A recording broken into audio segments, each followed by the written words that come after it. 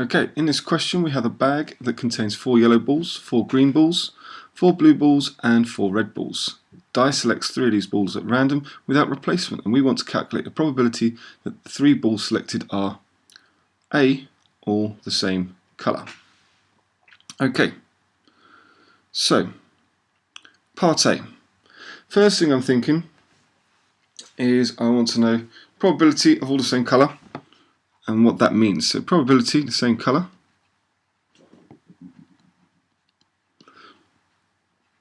means probability of 3 yellow or 3 green or 3 blue or 3 red. Okay, so let's just think for 1 second about the probability of 3 yellow. Okay, so the probability of 3 yellow, we can work this out because what we're going to do, we want to know the number of ways we can pick 3 yellow from 4 yellow, so that's 4 choose 3. This is then going to be over the number of ways we can pick 3 balls from 12, so this is going to be 12 choose 3. What we end up with here is 4 over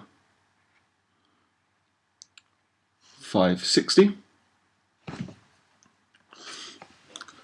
Now we want to do the probability of 3 greens or 3 blues or 3 reds, and actually because there are the equal number of green balls, an equal number of blue balls, an equal number of red balls, that means I'm going to get 4 lots of this probability of 3 the same. So actually what we can do is we could say this is the same as probability of 3 green equal probability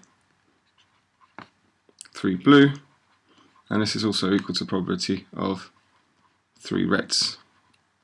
So what we get is that this probability, instead of, we can add them up 4 times, or we can just quickly do 4 times 4 over 560. Okay, so what we get is 16 over 560, or when you're using your calculator, this will cancel to give you 1 over 35. Okay, so how do we get our marks in this question? Well, the way you're going to get your marks in this question is that you're going to get a couple of statement marks here for, so we're going to get a statement mark for actually calculating the total number of probabilities here, and then we're going to get a statement mark, so a standalone statement mark for this one here, and then standalone statement mark for your answer.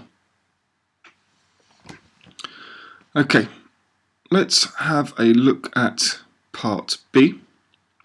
So part B asks us, what is the probability that they are all differently coloured?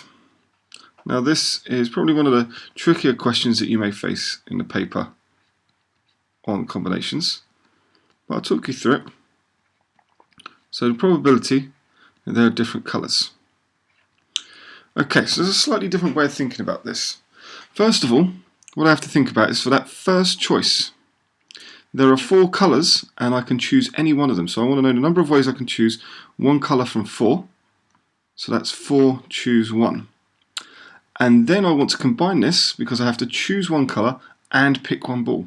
So I'm then going to do multiplied by the number of ways I can pick one ball from 4, which is 4 choose 1.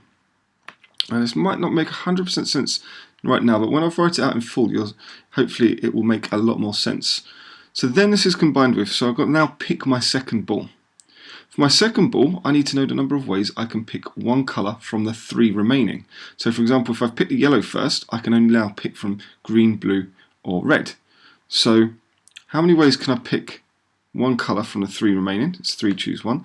And again, I want to know then, once I've picked that colour, what are the number of ways that I can calculate, that I can pick one ball from that set. So that is then 4 choose 1.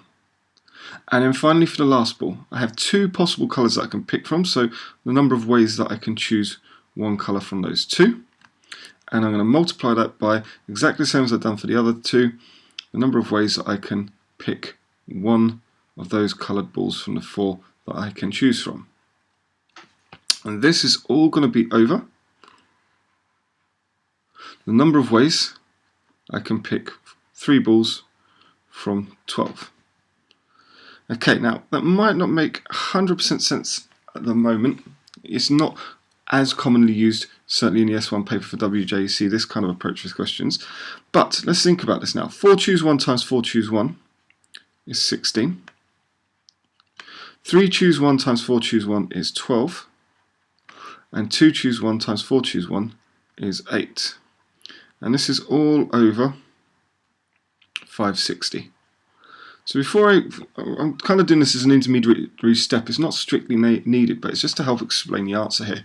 So if you think about when you want to pick your first ball, it doesn't matter what colour you pick.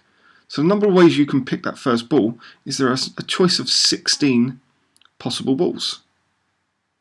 That's it. So any one of those 16 possible balls. And then so there's 16 ways that can happen. Now once you've picked that ball, it will be a certain colour. That will eliminate the other 3 that you can pick and mean that there are 12 remaining balls that you can pick. So the 4 of each of the 3 remaining colours. And so that's why we get combined with 12 possible ways that we can pick our second ball. Okay? And then finally, having picked 2 colours, we've eliminated all bar 8 balls, so that's the 8 remaining balls from the 2 different colours. So there's 8 different ways that we can pick that third ball. Okay, so I hope that makes sense. This means that when we tidy this up, it will cancel and give us 16 over 35. Okay, so let's have a look at how we get our marks here. There's a lot of marks for this question, just for one probability.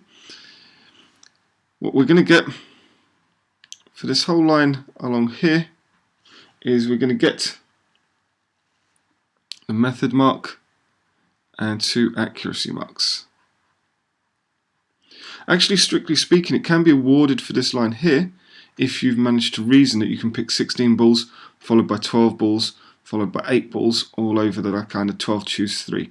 So I mean, it could be part of this bit here as well. Finally, the 4th mark is an accuracy mark for a correct answer only. Remember, try and give your answers as fractions because they are exact, and so it's a better reflection of the answer. It's just given for this 16 over 35. Okay, I hope that all made sense and that you understood.